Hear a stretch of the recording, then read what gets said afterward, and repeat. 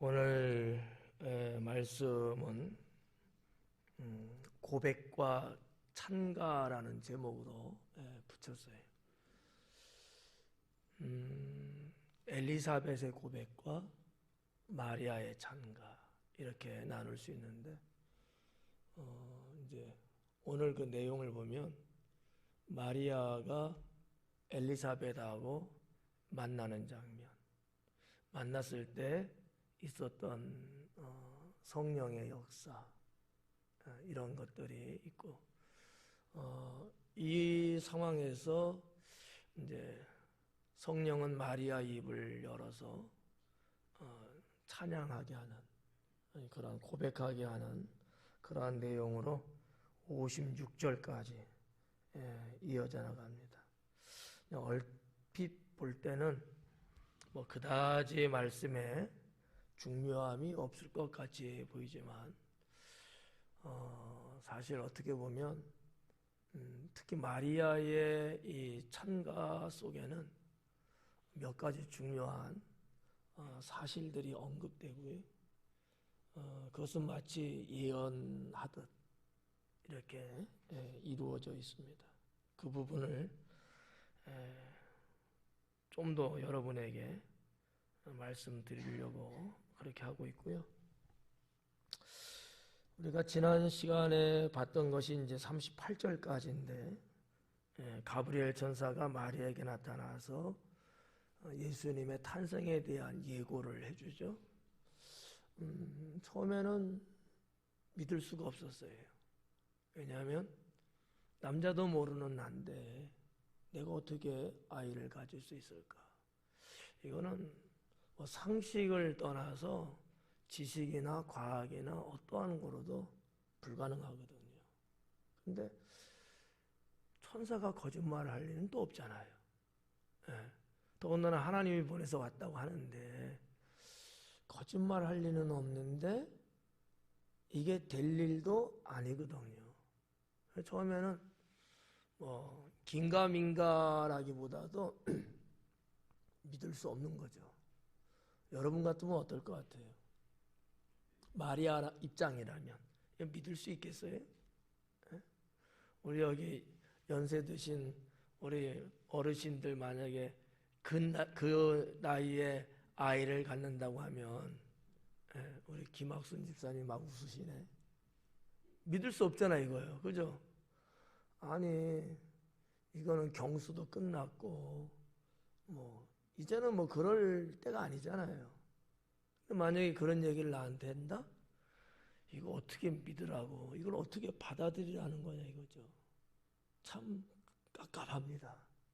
더군다나 이거 뭐 결혼을 했다든지 뭐 그런 경험이 있는 사람은 그래도 그나마 좀 괜찮아. 아니 어리고 아직 결혼도 하지 않은 혼인의 관계에 있는 이러한 그 처녀에게 그런 말을 했다? 요즘 같으면 이건 성희롱이에요. 야, 천사가 성희롱한다? 참 웃기죠. 그러니까 마리아 입장에서 보면 믿을 수도 없고 이게 사실이라고 해도 받아들일 수가 없는 거예요. 근데 가브리엘 천사가 소상하게 이야기를 하죠. 그랬을 때 마리아는 주님 말씀대로 이루어지기를 원합니다. 그래요.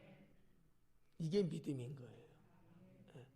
내 경험이나 상식이나 뭐 자연의 원리나 아니면 생태적, 생리적 뭐 이런 여러 가지로 봐도 절대 불가능한 것일지라도 하나님께서 그렇다 하시면 그거를 믿는 게 믿음이다라는 거죠. 요걸 못 믿으면 믿음이 있는 걸까요? 없는 걸까요? 없는 거예요.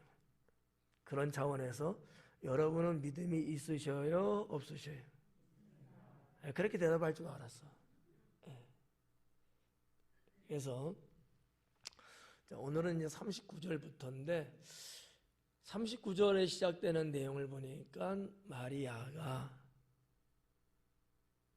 이 자기 집 나사렛을 떠나서 가는 장면부터 시작돼요. 근데 참 재미있는 부분들이 조금 있긴 해요. 39절에 보니까 이때에 마리아가 일어나 그래요. 이때에 마리아가 일어나. 그러니까 가브리엘 천사가 말을 하고 떠나갔단 말이죠. 그때를 말하는 거예요. 그러니까 지체하지 않았다는 얘기죠. 바로, 곧바로라는 뜻이라는 거지. 믿음의 사람들은 말이에요, 이런 신앙이 있어요. 지체하거나 머뭇거리거나 망설이거나 쭈삣쭈삣하거나 그러지 않는다. 하나님이 하신 것이 분명하다고 봤을 때, 또는 내가 그런 믿음이 있고 또는 고백할 때는 바로 실행에 옮긴다는 거죠. 여러분들도 이제 이런 신앙이 있잖아요. 성령이 내게 감동 주시면 내가 바로 실천한다. 이 마리아가 그러한 여인이었다라는 거죠. 그래서 여기서 말하는 이때라고 하는 것은 가브리엘 천사가 떠났을 때, 바로 떠났을 때야. 떠나가니까 그때를 말하는 거예요. 이게 뭐 하루를 걸린 것도 아니고 몇 시간 걸린 것도 아마 아니었을 거예요. 바로 짐 싼 거였을 거야. 마리아가 일어나 빨리, 그래, 빨리. 마리아가 일어나 빨리. 그러면 지금까지는 뭐예요? 주의 천사가 내게 나타났으니까 아마 무릎을 꿇었을 거야. 엎드렸을 거예요. 말씀을 받는 입장이니까. 천사가 근데 떠나니까 일어났어요. 그리고 빨리, 그래요.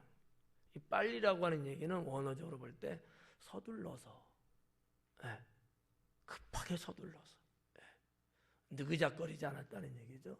그리고 산골로 가서 유대 한 동네에 이르러, 그래요.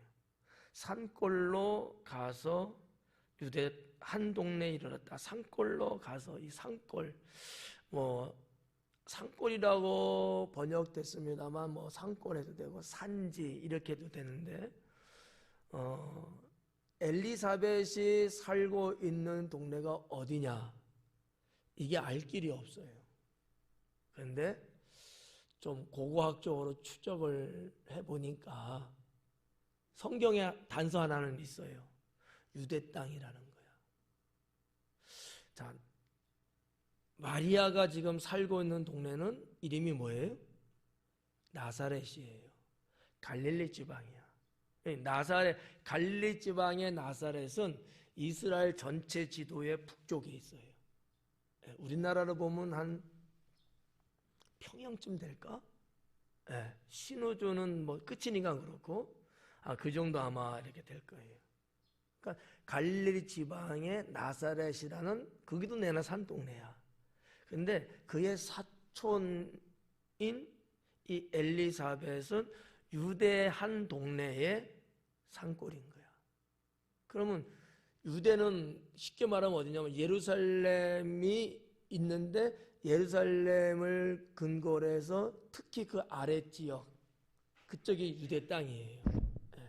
갈릴리 땅, 사마리아 땅, 그 다음에 유대 땅, 그 다음에 네게티브, 남쪽, 이렇게 대체적으로 세 가지 내지 네 가지로 나누거든요.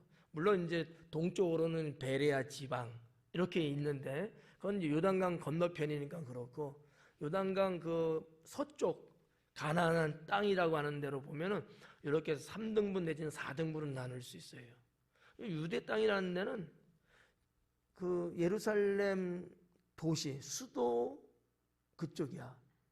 근데 이거를 한번 고고학적으로 좀 더 추적을 하고 전승되어 내려오는, 실제적으로 그 지역에서 사실로 받아들이고 이야기하고 있는 그런 여러 가지를 해보니까 엔케렘이라고 하는 동네가 있어요.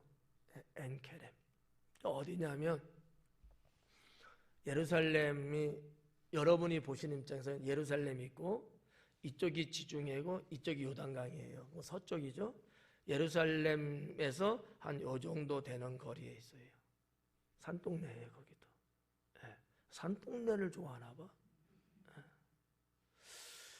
그러면 마리아가 나사렛 자기 동네에서 펄떡 일어나서 여기까지 갔다는 얘기예요. 그럼 이 거리가 어느 정도 되느냐? 대략적으로 한 140km 정도 돼요. 140km. 그러면 비행기를 타고 갔을까? KTX를 타고 갔을까? 어떻게 갔을 것 같아요? 그렇죠. 보편적으로 당시의 사람들은 다 걸어서 다녔거든요. 그러면 이 거리가 한 140여 킬로미터 되는데 얼마나 걸릴까? 남자 장정들이 보통 걸으면 30시간 이상. 여인이니까 걸으면 그래도 뭐 한 30에서 한 40시간 안쪽 아마 걸렸을 것 같아요. 좀 이 거리를 우리가 한번 대략 보면은 당진서 대전 가는 것보다도 멀어. 서울 톨게이트 있죠? 서울 톨게이트. 아니면 뭐 서울 고속버스 터미널이라고 보고 서울에서 대전 가는 거리 정도 되는 거예요. 거의. 상당히 먼 거리죠. 그럼 왜 마리아는 왜 거기에 갔겠냐라는 거죠. 천사 가브리엘이 한 말이 엘리사벳도 잉태를 했다는 얘기예요. 자기가 알고 있는 엘리사벳은 어떤 거야? 이미 나이가 많아서 아이를 가질 수가 없다는 걸 알고 있거든요. 지금까지도 애가 없고. 근데 난데없이 천사는 증표로 엘리사벳이 잉태했다는 거예요.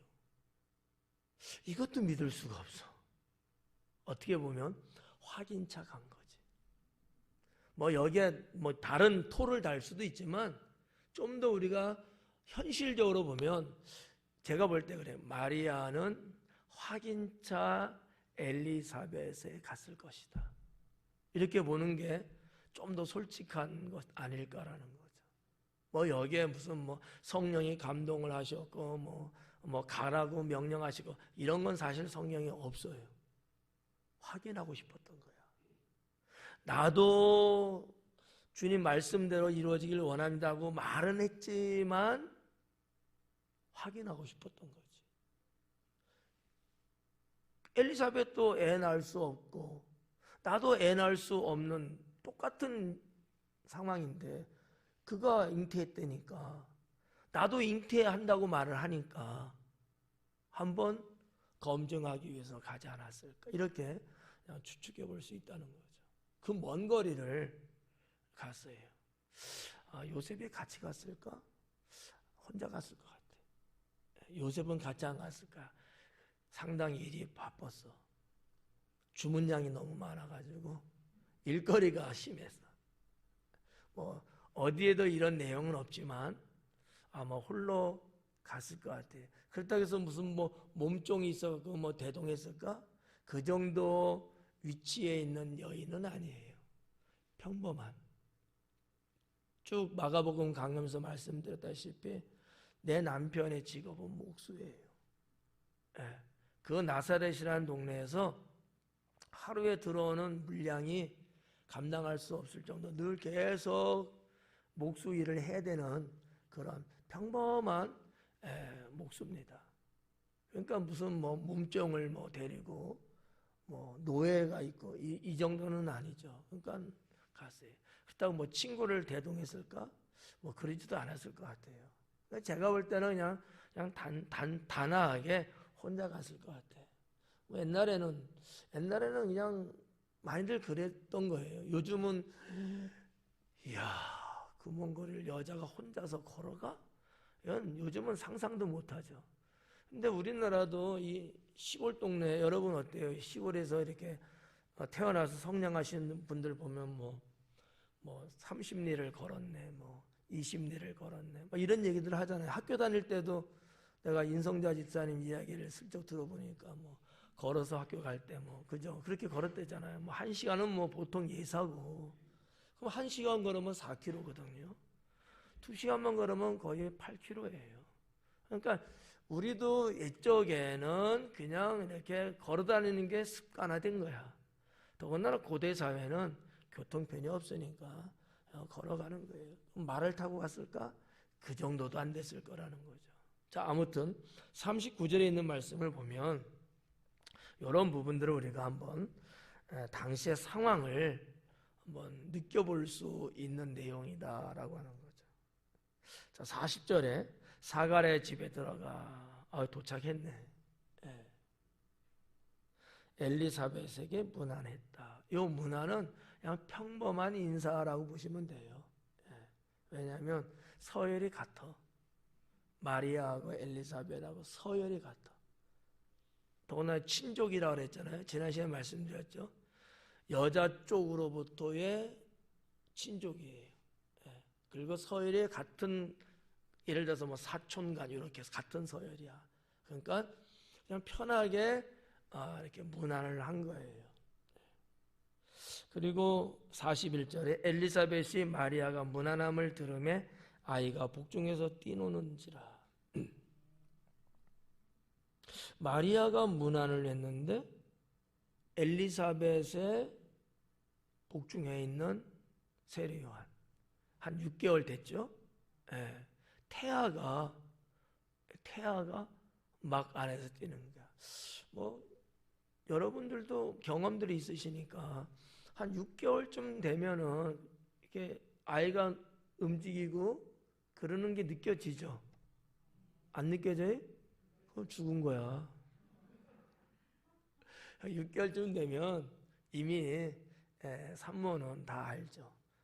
발길 길도 뭐 했다는 등 뭐 이런 얘기들 하잖아요. 근데 그 정도의 생리적인 움직임이 아니고 복중에 있는 태아 세례 요한이 마리아의 들어와서 문안하는 것을 보고 막 춤을 춘 거야. 왜 그랬을까? 생각해 본 적 없죠? 왜 그랬을 것 같아요?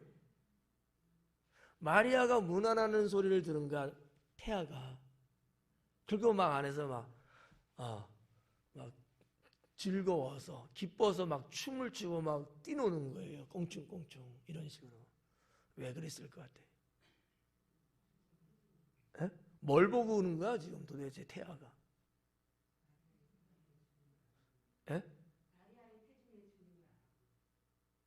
그때 마리아가 잉태했을까? 이런 생각 해보셨어요? 이번에 한번 생각 한번 해보시라는 거죠. 그러면 전도사님 말대로 마리아의 태중에 있는 예수님을 알아보고 그랬다고 하면, 그러면 그렇다고 치고, 그렇다면 마리아는 언제 태아가 형성됐을까? 쓸데없는 생각하는 거 지금. 이 신학적으로 말하면 스콜라 신학 같은 거야. 중세시대 때 바늘 뾰족한 고기에 천사가 여기에는 몇 명쯤 올라설 수 있을까? 이런 얘기들이 옛날 스콜라 신학 때 했었어요. 쓸데없는 거죠. 그러니까 천사의 능력을 이야기하는 거야. 그러면 마리아는 언제 생명이 시작됐을까? 한번 생각해 보자는 거지. 언제 생각해 보겠어요? 이진영 집사님. 언제 이거 생각해 보겠어요? 그렇잖아. 한번 생각해 봐요. 죄 짓는 건 아니니까. 언제쯤일 것 같아요?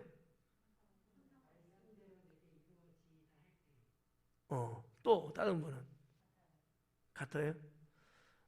그냥 같이 가는 게 좋겠죠?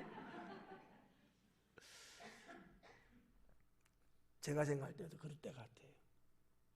천사가 고지를 하고 그 주의 말씀을 내가 받아들이고 말씀대로 이루어지리다라고 내가 허용했을 때, 그때 주의 성령으로 잉태되지 않았을까?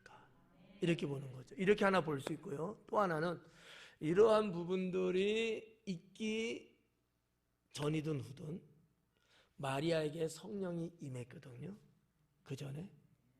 그때 되지 않았을까? 이렇게도 볼 수 있고, 자, 아무튼 마리아가 잉태한 것은 성령으로 잉태된 건 분명하니까 아무튼 다 곧 시간으로 보면 그냥 이건 1시간도 안 걸린 시간대야. 고백한 거나 성령이 그에게 임한 거나 요 시간대가 무려 1시간도 안 걸려서 잠깐의 순간의 그 차이이기 때문에 그때 아마 잉태됐을 거다 이렇게 보고 거기에서부터 일어나서 지금 엘리사벳에게 왔잖아요. 그러니까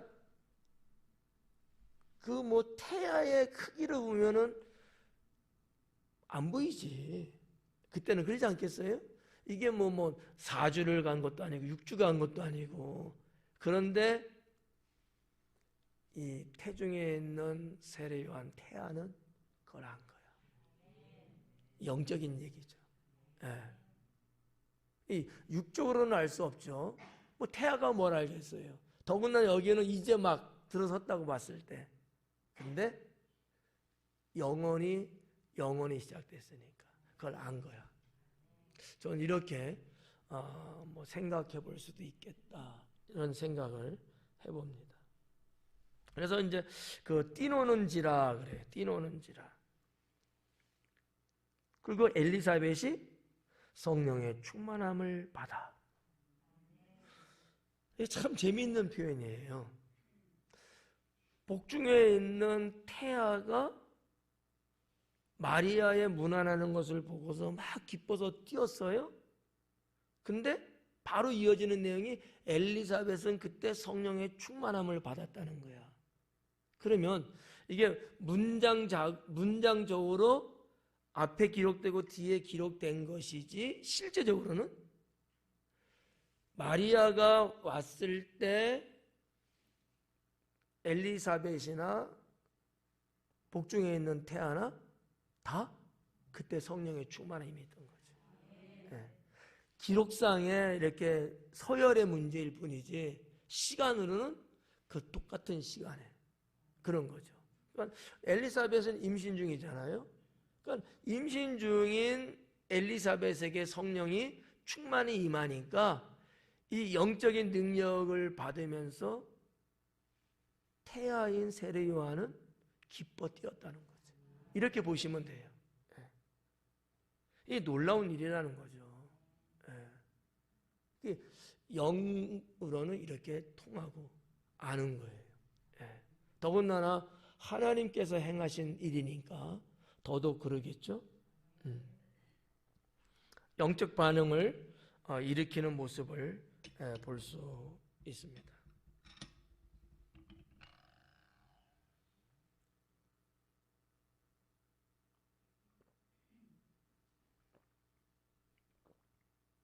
여러분들도 성령이 임하시면 반응을 이렇게 일으켜요. 반응이 나타난다는 거지. 제가 가끔씩 말씀드리잖아요. 여러분 위해서 예를 들어서 기도를 이렇게 해줄 때, 때로는 설교를 할 때, 아니면 아주 평범하게 여러분과 대화를 이렇게 그냥 일반 대화를 나눌 때에도 성령이 임하시면요, 이게 달라요. 네. 그래서 특히 이제 기도해 줄 때 보면 이게 참 죄송한 얘기인데 어떤 분 기도할 때는 성령이 강하게 임하는 걸 느껴. 그때 그 사람은 분명히 치료가 돼. 근데 좀 미안하지만 이유는 뭐 때문인지 모르지만 그러지 않을 때도 있어요. 그때는 저 자신도 기도하면서 거짓말로 어떻게 기도해 줄 수는 없잖아. 성령이 역사 안 하니까. 근데 그냥 총체적으로 보면 왜 이런 차이가 있을까? 그냥 이거예요, 결론은. 믿음의 차이다. 예수님도 그런 말씀 하시잖아요. 네 믿음이 너를 구원하였느니라. 기도받는 사람의 믿음, 기도하는 자의 능력.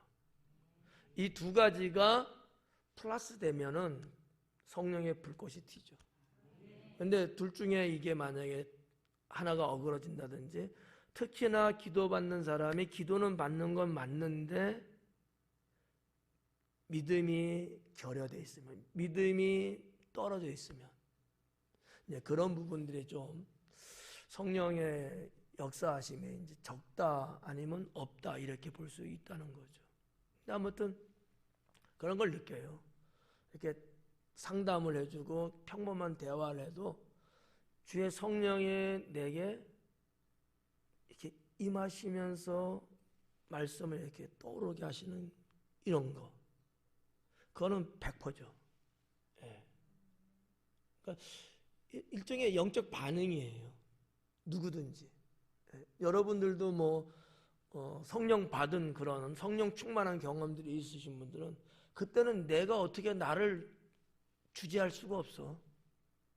내 몸인데도. 예. 성령께서 하시니까 막.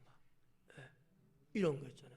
또 어떤 분들은 기도해 드리면 그냥 그 전에는 그냥 혼자서 조용히 기도 막 이렇게 하셔요. 근데 기도를 해주고 하면은 막 뜨거워져 갖고 기도가 막 강해지고 뭐 그분이 막 팔딱팔딱 뛴단 말이지. 이런 일종의 영적 반응이거든 이게. 예. 그러니까 성경에만 있는 게 아니고 실제적으로 우리의 신앙의 삶 속에도 이런 것들이 있다라고 하는 것, 이걸 여러분들이 믿으시고 알으셔야 된다라는 거죠. 예. 42절에 보니까 큰 소리로 불러 이르되 여자 중에 네가 복이 있으며, 여자 중에 네가 복이 있다. 이 복이 있으며라고 되는데 이게 이제 좀 더 원어적으로 가깝게 표현하면 이미 복을 받았다라고 하는 거예요. 예. 복받은 여인이다라는 거죠. 네가 복이 있으며 네가 복을 받았으며 내 태중의 아이도 복이 있도다.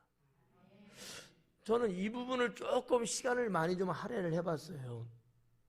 문법적으로나 또 정황적으로나. 예. 내 태중의 아이도 복이 있도다. 이 내용하고 우리가 조금 전에 서로 생각해봤던 거, 과연 마리아는 언제 성령으로 잉태했을까? 이 두 개의 사건을 많이 생각을 해봤어요. 그리고 여러 군데를 많이 찾아봤어요. 지금 엘리사벳이 성령이 충만하여서, 자기가 하는 얘기 아니에요. 어떻게 보면 성령의 충만함을 받아서 성령께서 말하게 한 거거든요. 근데 뭐라고 했어요? 내 태중의 아이도 복이 있다 그런 거야. 내 태중의 아이가 복이 있을 것이다, 앞으로 잉태할 것이다라는 이 표현이 아니고 이미 잉태된 것을 이야기하고 있다는 거죠. 이 그냥 뭐 이거 다루지 않고 넘어가도 되겠지만 이거를 조금 심오하게 한번 좀 깊이 한번 파고 들어가 봤어요. 그리고 제가 내린 결론은 마리아의 잉태의 때가 어느 때인가, 요거를 이제 생각 안 할 수가 없었던 거고, 그 부분은 좀 전에 여러분하고 서로 나눴던 내용이고요. 그러니까 이걸 지금 이제 와 있는 입장이죠. 마리아가 지금 엘리사벳에 왔잖아. 엘리사벳이 성령의 충만을 받아서 지금 고백하고 있는 거예요. 마치 예언처럼. 여기에서 확증된 내용이 뭐냐면 마리아는 이미 잉태됐구나. 근데 그 태중의 아이가 복이 있다는 거지. 예. 여기서 말하는 계속되는 이 복이라고 하는 것은 하나님의 의한이라는 것을 대전제하고 있는 거고요. 원어적으로 볼 때에 이 태중의 아이라고 했는데 이 뭐냐면 자궁의 열매라는 단어예요. 원래는. 예. 자궁의 열매니까 뭐겠어요? 태아죠. 그러지 않아요? 이거를 현대학적으로 단어를 바꾼 거야. 태중의 열매가 있다, 이렇게 해도 이거 원어적이야. 근데 이건 현대어로는 이거는 태아죠. 그러면 쉽게 이렇게 번역을 해놓은 거죠. 태중의 아이도 복이 있다. 너도 복이 있고 네 아이도 복이 있고. 그러면 왜 마리아는 복이 있을까? 마리아는 왜 복이 있는 거예요? 하나님의 쓰임을 받았다는 거 하나. 두 번째는 메시아를 잉태했다는 것 하나. 여러분도 메시아 잉태하면 이러면 또 이단 되는데, 그죠? 자, 아무튼 제가 보는 견지에서는 하나님의 쓰임을 받는 자는 복이 있는 사람이에요. 또 하나는 하나님의 일에 내가 가담하는, 협력하는 이런 자는 복이 있는 사람이다. 그렇다고 보면 여러분들은 대체적으로 다 뭐야? 복 있는 사람이라고 스스로 생각을 하시고 그렇게 믿으시고 어떻게 살으셔야 돼요? 그거 말고 어떻게 살아야 되냐고. 하나님께 쓰임받는 삶을 살아야 되고 하나님의 거룩한 일이라면 내가 동참하는 그런 삶을 살아야 된다라는 거죠. 성경에 보면 그와 같은 자는 그 자뿐만 아니라 그의 자손도 복을 주신다고 그랬어요. 네, 그의 자손도. 제가 설교하면서도 그런 말씀 드렸잖아요. 하나님의 일을 하는 여러분의 자녀라면 여러분의 자녀들이 어려서부터 주님의 일을 하고 교회를 하고 이렇게 하면은 그 아이들의 인생 미래는 걱정할 필요 없다. 하나님이 축복한다. 그런데 그런 것 없이 그냥 뭐 자기 인생 살고 이러면요, 나는 감히 복받는다는 말은 할 수가 없어요. 그런데 성경적으로 볼 때에 주님의 일을 하는 사람들, 특히 우리의 어린 자녀들이지만 그 자녀들이 어려서부터 그렇게 주님의 일에 동참하고 주님의 일을 하고 자기의 시간, 자기의 젊음, 때로는 자기 호주머니에 깎아사 먹을 이런 것들을 뭐 아까워하지 않고 주님의 거룩한 일에 동참하는 데 쓰고 뭐 이렇게 해 나가면 내가 그거를 꼬깃꼬깃 모아갖고 그냥 30년 후에 그 돈을 내가 갖고 뭘 써야 되겠지, 그 돈의 액수보다 하나님이 부어주시는 이 축복이 억만배가 많다는 거죠. 저는 그렇게 믿어요. 그게 성경적이고, 그래서 저는 우리 성도님들한테 또 애들하고도 이야기할 때도 그런 얘기 합니다만, 주님의 일에 적어도 한두 가지씩은 하면서 신앙생활을 해라. 어려서부터.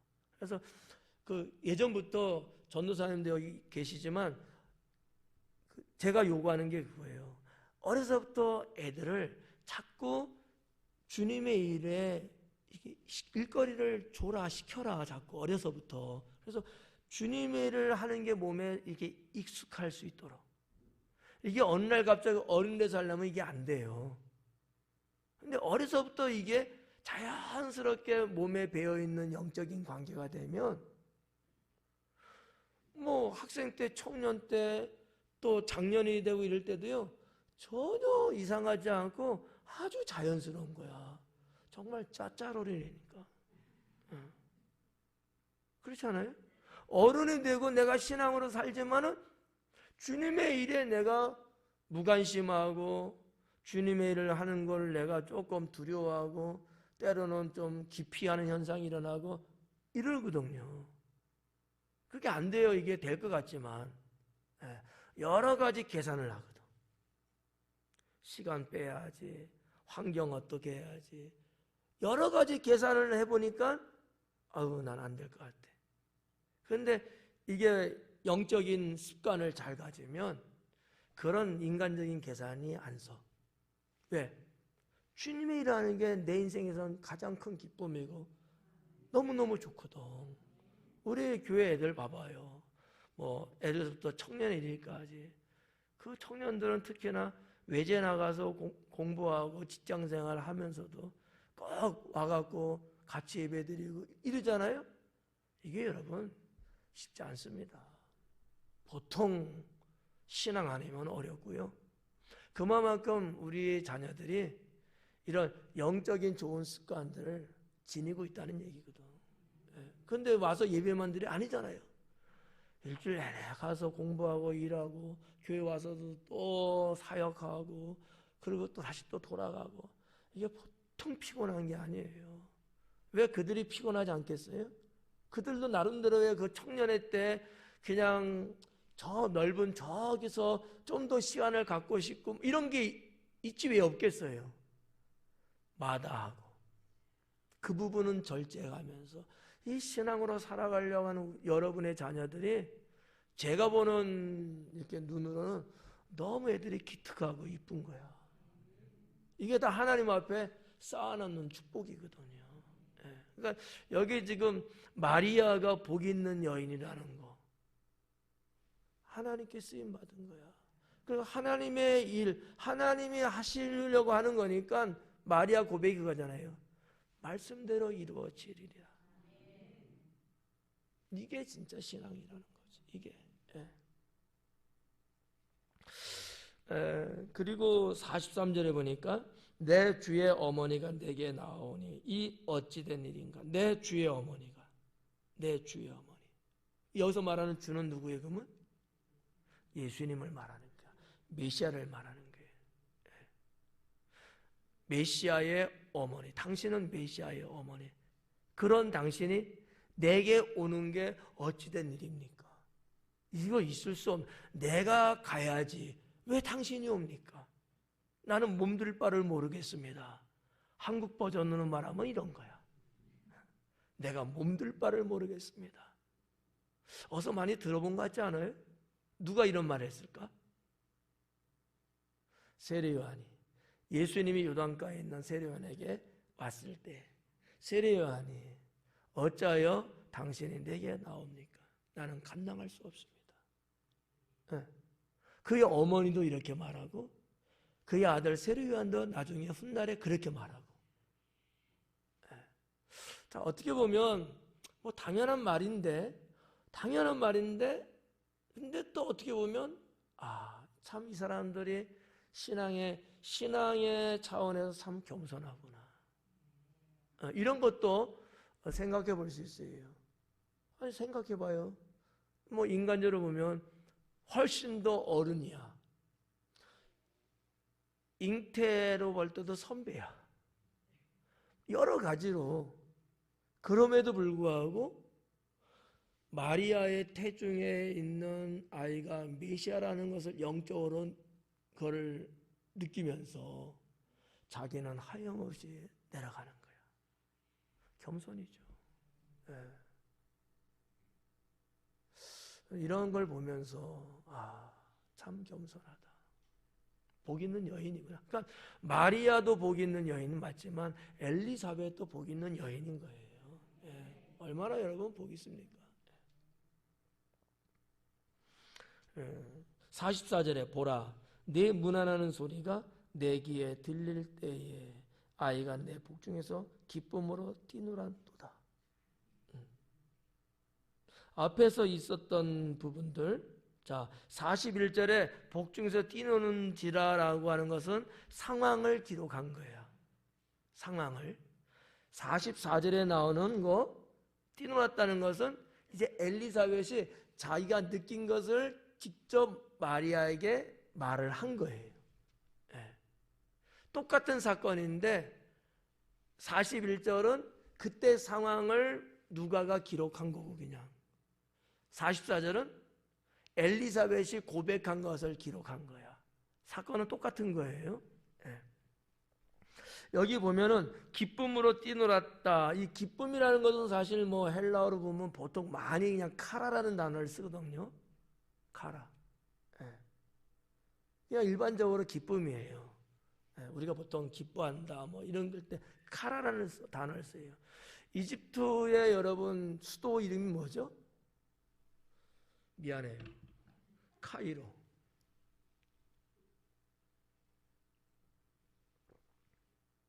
그 카이로의 언도 사실은 카라예요.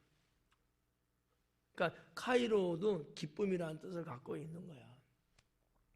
근데 여기에서 지금 이 어딨어? 기쁨으로 뛰놀았다의 이 기쁨으로라는 것은 카라가 아니에요. 아갈리아 세이라는 단어로 돼 있더라고요. 이 단어가 가지고 있는 의미가 뭘까라고 추적해 보니까 이런 거야. 구속으로 인해서, 구원, 주시는 구원으로 인해서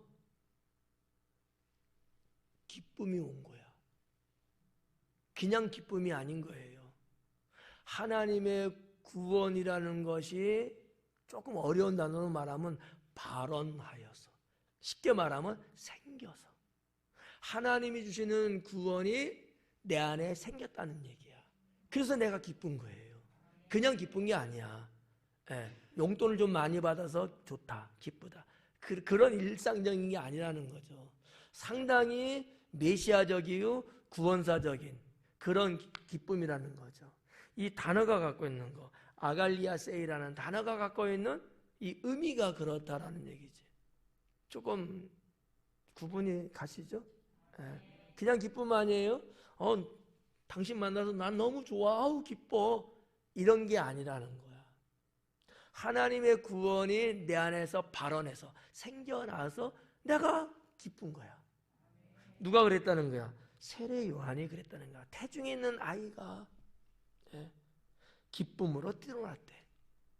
봐봐요. 세례 요한은 예수님의 예비자로 왔단 말이야. 메시아를 섬기는 자로 왔어요. 그 얘기를 평탄각에서 봤잖아요. 태중에 태아야. 태아인데도 불구하고 이런 것 때문에 나보다 뒤에 오는 메시아가 가져오는 구원이 생겨난 것을 이 태아가 알아서 기뻐했다는 거지. 이런 심오한 내용이 이게 말씀을 좀 더 깊이 연구하면 이 속에 담겨져 있다라고 하는 얘기죠. 45절에 주께서 하신 말씀이 반드시 이루어지리라고 믿은 그 여자에게 복이 있도다. 한 번 더 이야기하죠. 좀 전에도 이 마리아가 복이 있다고 했는데 다시 한번 복이 있다는 말을 했는데 45절의 내용이 좀 달라요. 봐봐요. 주께서 하신 말씀이 반드시 이루어지리라고 믿은. 자, 요 내용 반드시 이루어지리라고, 이게 어디 써 있었어요? 38절에 마리아가 가브리엘 천사한테 말한 거야. 말씀들은 내게 이루어지이다. 엘리사벳이 그 옆에 있었어요 그때? 아니잖아. 근데 성령은 아니까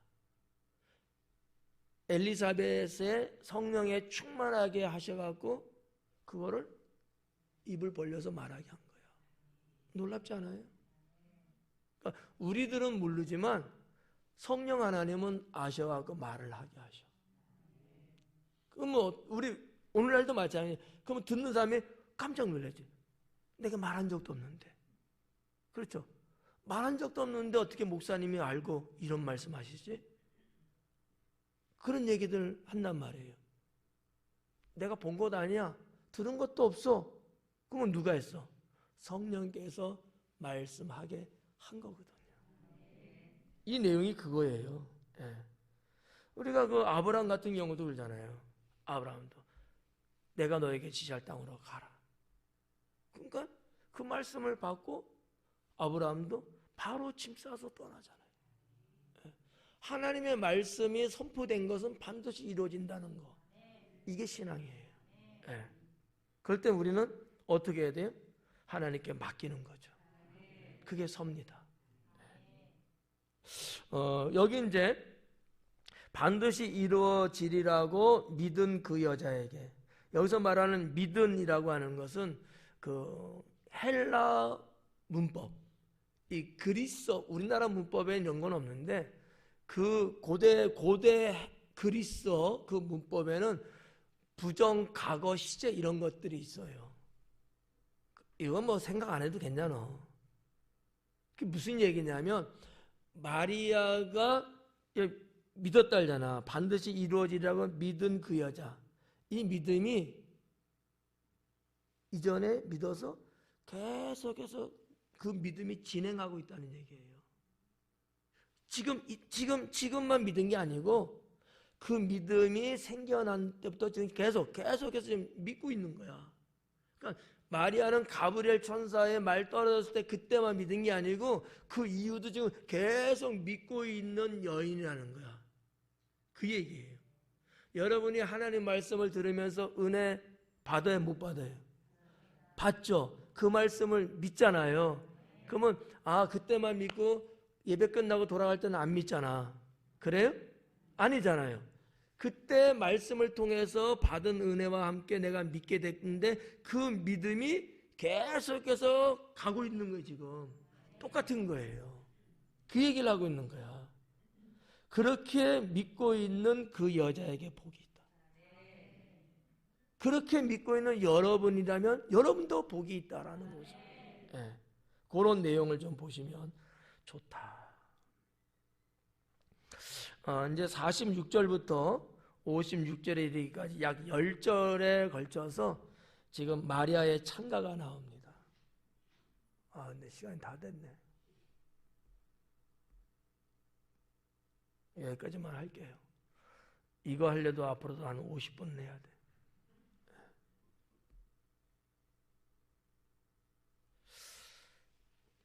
그냥 다음 주에 하죠 뭐 주중에 돌아가실 분 있으면 한번 손 들어보세요.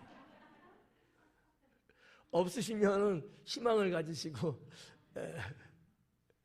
왜냐면 뭐 한 10분 정도 하면 끝나면 그 정도가 아니고 양해할게. 물론 뭐 제가 그냥 듬성듬성하고 그냥 이렇게 해버리면 금방 끝나겠지만 또 양심상 그게 또 안 돼. 그러면 너무나 좀 그렇잖아. 건성이고. 그래서 천상 다음 한 주 하도록 그렇게 하겠습니다. 괜찮죠? 그냥 이야기하세요. 금주에 돌아가실 분 계시면 그러면 해드리고 기도하겠습니다.